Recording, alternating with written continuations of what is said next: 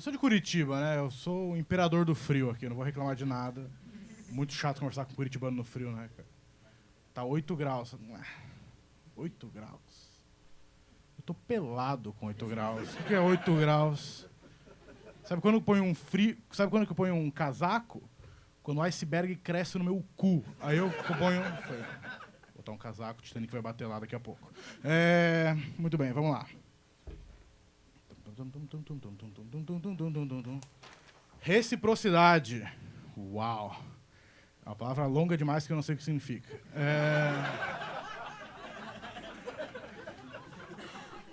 Quem foi o professor de português que escreveu essa? Quem escreveu reciprocidade? Cadê? Foi você? E aí? Qual que é a sua? E por que você me odeia? Reciprocidade é quando? É troca? Por que você não escreveu troca? Fica muito mais fácil. Por eu falar sobre troca de taso, trocar um bebê,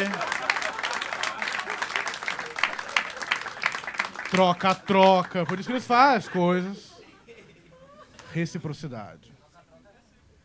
Troca-tota, é isso aí, mano. Muito bem, parabéns pra você, mano. Reciprocidade, malandro. É difícil ter hoje em dia. Eu entendi o que você quis dizer. Você não explicou bem, mas eu entendi o que você quis dizer. Reciprocidade. Quando você faz algo por alguém, você espera o mesmo em troca, né? Só que você não espera que o ser humano é pau no cu. Você não pode ser gentil com o ser humano. Que ele não te dá nada em troca, mano. Já deu moeda pro mendigo? Já deu? Quem já deu? Levanta a mão. Legal. Alguém já recebeu moeda de um mendigo?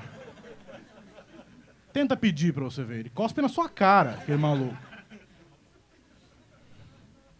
Por isso que eu não ajudo, entendeu? Aí você precisa.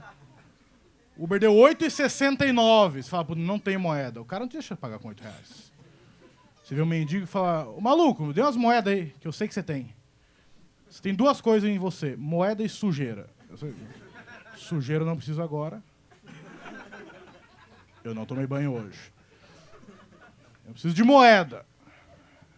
Ele fala, infelizmente eu não tenho. Você fala,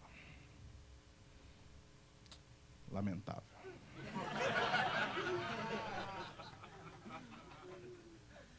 É isso que a gente aprende por reciprocidade. Muito bem.